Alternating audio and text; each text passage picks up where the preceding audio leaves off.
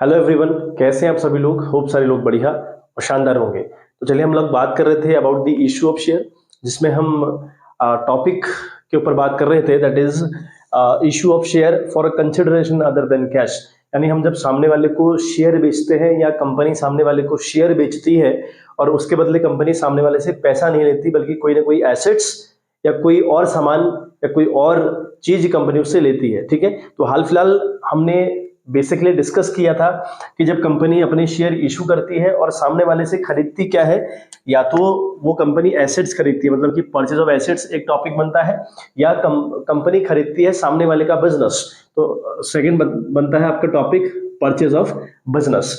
ठीक है, अब हमारा जो परचेज ऑफ एसेट्स वाला कॉन्सेप्ट था, इससे पिछली वीडियो में वो बिल्कुल क्लियर हो चुका है। अगर कंपनी एसेट्स खरीदे और उसके बदले शेयर इशू करे तो किस तरीके से हमें एंट्रीज करनी होती हैं और किस तरीके से क्वेश्चंस सॉल्व हम लोग करते हैं, पूरा डिस्कस हमने पिछली वीडियो में किया था बच्चे। ठीक है, तो आज की वीडियो में बेसिकली हम लोग डिस्कस करने वाले हैं, if the company is purchasing running business, यानी एक रनिंग बिजनेस कंपनी ने अगर खरीद लिया हो तो उस टाइम पे कंपनी एंट्री किस तरीके से करेगी, या इन चीजों को कंपनी अपने यहाँ किस तरीके से दिखाएगी। चलिए, तो देखो, अगर हम किसी का बिजनेस खरीदेंगे ना, हम से मतलब कंपनी, यानी जो कंपनी शेयर इशू कर रही है उसकी बात कर रहा हूं। अगर हम किसी रनिंग बिजनेस को अगर खरीदते हैं, है ना, कंपनी अगर किसी का रनिंग बिजनेस खरीदती है या किसी का बिजनेस खरीदती है, तो कंपनी के पास एसेट्स आएंगी और लाइबिलिटीज भी आएंगी। ये बात बिल्कुल तय है ना। अगर आप सामने वाले की दुकान खरीद लेते हो तो भाई जितनी भी उसकी प्रॉपर्टीज हैं दुकान की, जितनी भी एसेट्स हैं, वो सब आपकी हुई, और जितनी भी उसकी देनदारियां हैं, जितनी भी उसकी लाइबिलिटीज है, वो किसकी हुई फिर? वो भी तो आपकी हुई ना बच्चे। तो इसलिए मैं कह रहा हूं कि जब आप किसी कंपनी का बिजनेस खरीदते हैं या किसी का रनिंग बिजनेस खरीदते हैं, तो भाई आपके पास एसेट्स भी आती है, लाइबिलिटीज भी आती है, और एसेट्स का बैलेंस अपने आप में डेबिट होता है, इसलिए डेबिट करिएगा, और लाइबिलिटीज का बैलेंस होता है क्रेडिट, क्योंकि वो लाइबिलिटीज है तो इसलिए उनको क्रेडिट करिएगा। मतलब एंट्री क्या होती है? एसेट्स अकाउंट डेबिट करोगे आप, फिर करोगे आप टू लाइबिलिटीज। ठीक है, और उसके बाद टू वेंडर अकाउंट। अभी जो वेंडर अकाउंट है, इसके आगे अमाउंट कहां से आता है, वो बहुत इंपॉर्टेंट है, वो सुनिए जरा। पहले हमने क्या किया? एसेट्स अकाउंट डेबिट किया, बात समझ आ रही है। बाकी जो रेड से मैंने गुडविल अकाउंट और कैपिटल रिजर्व लिखे हैं, इनको इग्नोर करिएगा, इनकी बात बिल्कुल नहीं कर रहा, ये बात की बात है।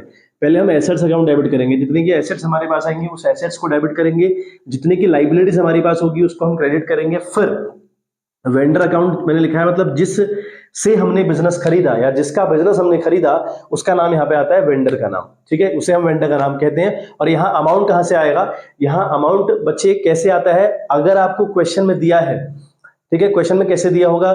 4 लाख रुपए की एसेट्स आई, 2 लाख रुपए की लाइबिलिटीज आई, और 10 लाख रुपए सामने वाले को देने की बात हुई है, तो वो 10 लाख रुपए इस वेंडर के नाम के आगे आएगा। अगर नहीं दिया हुआ है, समझिएगा कॉन्सेप्ट, अगर नहीं दिया हुआ है तो क्या करेंगे?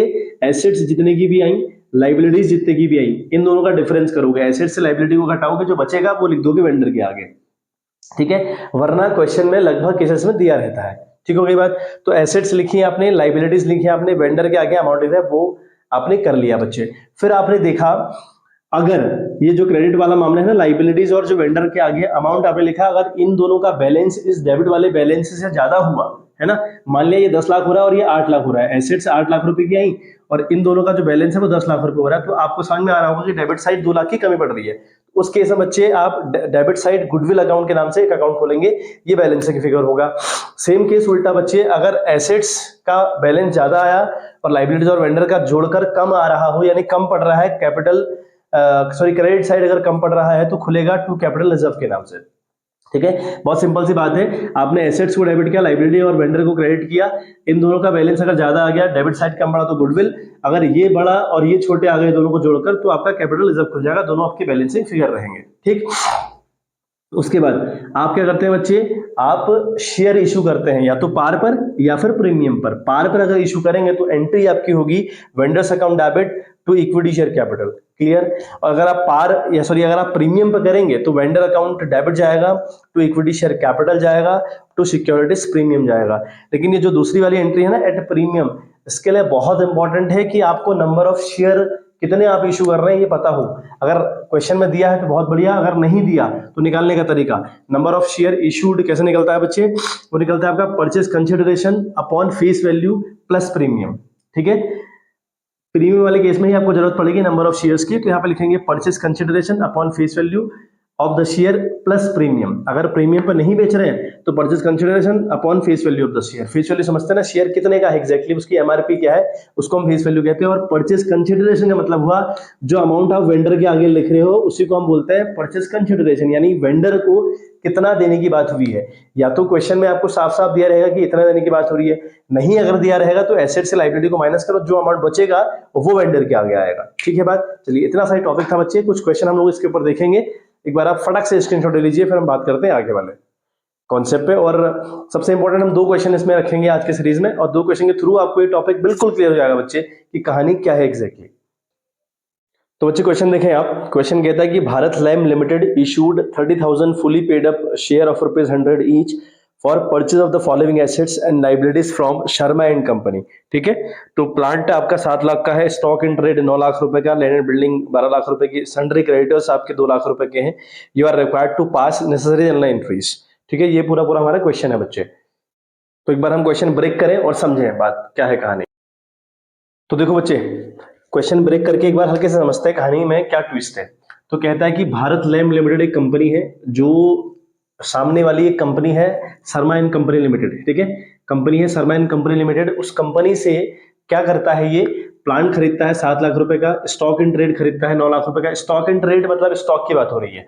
और लैंड एंड बिल्डिंग खरीदता है 12 लाख रुपए का। फिर दिया है सन्ड्री क्रेडिटर्स खरीदता है 2 लाख रुपए का।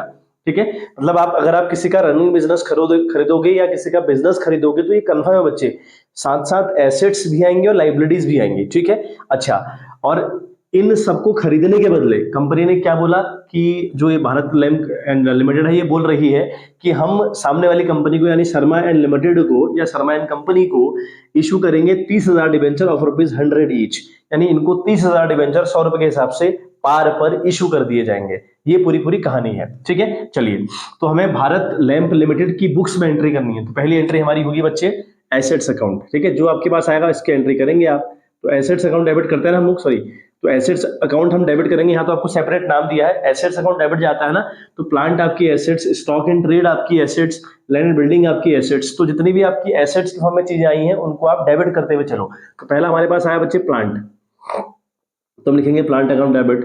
उसके बाद हमारे पास आया स्टॉक इन ट्रेड। ठीक है, स्टॉक इन ट्रेड, तो इसको भी हम डेबिट करते हुए चलेंगे, स्टॉक इन ट्रेड को डेबिट करेंगे। फिर हमारे पास है लैंड एंड बिल्डिंग, है ना, लैंड एंड बिल्डिंग। तो ये आप डेबिट करेंगे जो भी आपके पास एसेट्स है। तो 3 एसेट्स आपके पास आएंगे, प्लांट है, स्टॉक इन ट्रेड है, लैंड एंड बिल्डिंग है। ठीक है, ये तीनों चीजें आपने डेबिट करी बच्चे, आ रही बात समझ में। तो प्लांट आपका है बच्चे 7 लाख रुपए का, प्लांट आपका हुआ 7 लाख रुपए का, और स्टॉक इन ट्रेड हुआ आपका 9 लाख रुपए का, और फिर बात करें लैंड एंड बिल्डिंग आपकी है 12 लाख रुपए की, करेक्ट। फिर हम करेंगे, थोड़ा सा एक लाइन छोड़ दीजिएगा क्योंकि गुडविल डेबिट साइड लिखने का चांस आ सकता है, तो एक लाइन छोड़ देनी है हल्की सी। टू लाइबिलिटीज है ना, हम एंट्री टू लाइबिलिटीज करते हैं ना, यहाँ पे आपको लाइबिलिटीज का नाम दिया हुआ है भाई, जो लाइबिलिटी है वो क्रेडिटर है, यानी सन्ड्री क्रेडिटर्स है। तो यहाँ पे लिख सकते हैं आप sundry creditors, no problem in that. तो सन्ड्री क्रेडिटर्स, ठीक है, तो सन्ड्री क्रेडिटर्स आपने किया, अकाउंट किया आपने क्रेडिट, है ना, विथ रुपीज है आपका 2 लाख, 2 लाख की आपकी सन्ड्री क्रेडिटर्स आ रही हैं। ठीक है, फिर मैंने लिखा था कि टू वेंडर, टू वेंडर मतलब है उस कंपनी का नाम जिससे आप खरीद रहे हो। हम खरीद किससे रहे, शर्मा एंड कंपनी से खरीद रहे बच्चे, टू शर्मा एंड कंपनी। ठीक है, टू शर्मा एंड कंपनी, आ रही है बात समझ में। तो ये भी क्रेडिट जाएगी। अब देखो ये कितने से क्रेडिट जाएगी, अगर आपको साफ साफ नहीं दिया होता है ना तो आप क्या करते हैं, एसेट्स में से लाइबिलिटी को लेस करते हैं, शर्मा एंड कंपनी के आगे लिख देते हैं। लेकिन यहाँ पे क्या किया है, यहाँ पर पेमेंट कितना करेंगे ये तो नहीं दिया, लेकिन ये जरूर बता रखा है कि इस कंपनी को हम 30,000 शेयर 100 रुपए के हिसाब से पे करेंगे। 30,000 शेयर इस कंपनी को देंगे 100 रुपए के हिसाब से। तो इसका ये मतलब हुआ ना कि कंपनी कहीं ना कहीं इसको 30 लाख रुपए देगी। कैसे, 30,000 इंटू 100 के हिसाब से, तो यहाँ पे 30 लाख रुपए आएगा। समझ आ गई बात। या तो क्वेश्चन साफ साफ बोल दे कि इतना अमाउंट देंगे तो वो अमाउंट आप लिखोगे, नहीं वो कुछ बोलेगा शेयर के रिगार्डिंग में कुछ नहीं बोला, और वैसे भी अगर कुछ नहीं बोला होगा तो फिर आप एसेट्स में से लायबिलिटी को माइनस करेंगे वो लिखेंगे। लेकिन अब यहाँ पे क्वेश्चन कह रहा है ना कि हम उनको 30,000 शेयर इशू कर रहे हैं, नंबर ऑफ शेयर आपको दे दिए, पैसे एक शेयर कितने का ये दे दिया, तो कहीं ना कहीं कंपनी सामने वाले को 30 लाख की बात करके आई है ना, या सामने वाले को 30 लाख रुपए देने वाली है ना, तो 30 लाख रुपए आपने ये लिख लिए। अब डेबिट क्रेडिट चेक करो, आपका 12 9 हो गया आपका बच्चे 21 प्लस 7 हुआ आपका 28,000 रुपए। डेबिट साइड आपका मामला बन रहा है 28 लाख का मामला बन रहा है आपका डेबिट साइड 28 लाख रुपए का। और क्रेडिट साइड हम देखें तो 32 लाख का मामला बन रहा है। तो कम कहां पड़ रहा है? डेबिट साइड कम पड़ रहा है ना। कितना कम पड़ रहा है? आप 32 लाख रुपए से 28 लाख को घटाएंगे तो 4 लाख कम पड़ रहा है डेबिट साइड। तो जो 4 लाख डेबिट साइड कम पड़ रहा है इसे आप बोलते हैं बच्चे गुडविल। इसे आप बोलते हैं गुडविल अकाउंट। तो ये आपका बैलेंसिंग फिगर रहेगा हमेशा। अभी क्लियर हो गया होगा? तो गुडविल अकाउंट ये आपका होगा बैलेंसिंग फिगर। हालांकि आपको लिखना नहीं है एग्जाम में बैलेंसिंग फिगर करके, बट ये बैलेंसिंग फिगर हुआ आपका। आई बात समझ में? Being assets and liabilities to cover from Sharma and company, इस तरीके से आप नरेशन लिखेंगे इसमें। ठीक है, चलिए फटाफट से इसको देख लीजिए, फिर मैं सेकंड केस आपको बताऊं। चलिए पहली एंट्री हमारी ये हो गई। फिर हम बात करें, अब हम इनको शेयर इशू कर रहे हैं, है ना। शेयर इशू किस पे कर रहे हैं? पार पे, क्योंकि प्रीमियम का तो जिक्र किया ही नहीं है क्वेश्चन ने, तो पार पे इशू कर रहे हैं। बहुत आसान है। जिसको इशू कर रहे हैं, शर्मा एंड कंपनी को इशू कर रहे हैं, तो उसको डेबिट करेंगे। तो लिखेंगे Sharma and company account debit, है ना। हम लोग लिखेंगे Sharma and company account debit. ठीक है, शर्मा एंड कंपनी अकाउंट हमने डेबिट किया विद ₹30 लाख, क्योंकि मामला 30 लाख रुपए का है। ठीक है, अच्छा, to equity share capital, simple सी बात हो गई, टू इक्विटी शेयर। ठीक है, इक्विटी शेयर कैपिटल। तो इस तरीके से हमारा मामला खत्म हो गया। तो बीइंग 30,000 शेयर ऑफ ₹100 ईच, ठीक है, issued to the Sharma and company limited, या issued to the Sharma and company करके हम लिख सकते हैं नरेशन में। तो बच्चे क्वेश्चन सॉल्व आउट हुआ। ठीक है, बहुत छोटी छोटी बातें रहती हैं इसमें, बस आपको कुछ बेसिक जो बातें हैं उन पर ध्यान देना है, उनको याद रखना है, वरना कोई बहुत बड़ा रॉकेट साइंस है नहीं इसमें। देखो बच्चे, तो नेक्स्ट वाला क्वेश्चन हम देखें तो कहता है कि Sandesh limited took over the assets of ₹7 lakh and liabilities of ₹2 lakh from Sanchar limited for a purchase consideration of ₹4,59,500. ₹8,500 were paid by accepting a draft in favor of Sanchal Limited payable after 3 months, and the balance was paid by issue of equity share of ₹10 each at a premium of 10% in favor of Sanchal Limited. Pass necessary journal entries for the above transaction in the books of the संदेश limited की book में आपने entry करनी है बच्चे। ठीक है, तो एक बार हम लोग जरा सा क्वेश्चन को ब्रेक करके समझ लें कहानी क्या है। तो एक कंपनी है संदेश लिमिटेड, जो कि सामने वाली एक कंपनी है संचार लिमिटेड, उससे एसेट्स एक्वायर कर रही है 7 लाख रुपए की, लाइबिलिटीज एक्वायर कर रही है 2 लाख रुपए की। एसेट्स क्या है उसका सेपरेट नाम नहीं दिया हुआ है, वो एसेट्स है 7 लाख रुपए की, पता नहीं क्या है। लाइबिलिटीज 2 लाख, लाइबिलिटी का पर्टिकुलर नाम नहीं दिया, तो वो लाइबिलिटी है 2 लाख रुपए की। तो एसेट्स आ रही है 7 लाख रुपए की, लाइबिलिटीज आ रही है 2 लाख रुपए की। पहली बात तो ये हो रही है बच्चे। पर बहुत इंपॉर्टेंट बात यह है कि फॉर अ परचेज कंसिडरेशन लिखा हुआ है 4,59,500। तो फॉर अ परचेज कंसिडरेशन का मतलब हुआ कंपनी ने, यानी जो संदेश लिमिटेड है, इसने एसेट्स खरीदी 7 लाख, यानी 7 लाख की एसेट्स खरीदी, 2 लाख की लाइबिलिटी। अल्टीमेटली क्या हुआ? संदेश लिमिटेड ने संचार लिमिटेड का बिजनेस खरीदा। उस बिजनेस में 7 लाख की एसेट्स थी, 2 लाख की लाइबिलिटी थी, और संदेश लिमिटेड ने संचार लिमिटेड को बोला कि हम आपको 4,59,500 की पेमेंट करने वाले हैं, या हम आपको पेमेंट करेंगे। तो this is called purchase consideration. आई बात समझ में? बाकी फिर क्या हुआ है वो तो बात की बात है, हम पहले एंट्रीज कर लें। बेसिक पहली एंट्री हम लोग कर लें। देखें हमारे पास क्या हुआ, एसेट्स आई हैं, है ना। अब एसेट्स का पर्टिकुलर नाम तो गिवन नहीं है, तो एसेट्स को एसेट्स ही बोलोगे। तो यहां पर हमारे पास पहली एंट्री एसेट्स अकाउंट हम लोग डेबिट करने वाले हैं बच्चे, वो है हमारी 7 लाख रुपए से। हमने 7 लाख की एसेट्स को डेबिट किया, भाई 7 लाख की एसेट्स आई हैं। एक लाइन हल्की से छोड़ के आप टू लाइबिलिटीज लिखें, ठीक है, टू लाइबिलिटीज, क्योंकि अगर आपको माना गुडविल खोलना पड़ा तो फिर दिक्कत हो जाती है बच्चे, तो जगह रखिएगा। तो लाइबिलिटीज आपने लिखा, ठीक है, लाइबिलिटीज हमारे पास 2 लाख रुपए की आई, ठीक है। फिर कंपनी का नाम आता है, खरीदी किससे हमने, हम मतलब हम है संदेश लिमिटेड वाले, ठीक है, और हमने खरीदा किससे, संचार लिमिटेड से। तो संचार लिमिटेड को से हमने बात करी कि हम 4,59,000 यानी 4,59,500 या 4,59,500 की पेमेंट आपको करेंगे। This is called purchase consideration. तो ये संचार लिमिटेड के आगे आएगा, टू संचार लिमिटेड, है ना, टू संचार limited account debit, sorry credit with ₹4,59,500। ठीक है बच्चे, ये पूरी कहानी बच्चे बन रही है। आ गई बात समझ में? अब देखो, अब आपको डेबिट और क्रेडिट मैच करना होता है। तो डेबिट साइड हमारे 7 लाख रुपए हैं, क्रेडिट साइड 2 अमाउंट है, एक 2 लाख और ये 4,59,500 रुपए। तो हम अल्टीमेट देखें तो ये 6,59,500 रुपए हो रहा है। तो कहीं ना कहीं 40,500 की कमी पड़ रही है बच्चे, वो भी क्रेडिट साइड। है ना, 40,500 की कमी पड़ रही है क्रेडिट साइड, तो इसको आप बोलते हो बच्चे capital reserve, to capital reserve. आ रही बात समझ में? अगर हमारा पैसा कम पड़ जाए क्रेडिट साइड तो उसे हम कैपिटल रिजर्व कहते हैं, ठीक है। तो 40,500 कैपिटल रिजर्व के नाम से खुल गया बच्चे, ठीक है। बात आ रहा होगा समझ में, है ना, बात इजी सी करी। चलिए अब हमारी कहानी क्या है वो देखें। सेकंड एंट्री हम लोग करेंगे संचार लिमिटेड अकाउंट डेबिट करेंगे, क्योंकि संचार लिमिटेड को अब पेमेंट होनी है, संचार लिमिटेड अकाउंट डेबिट, ठीक है।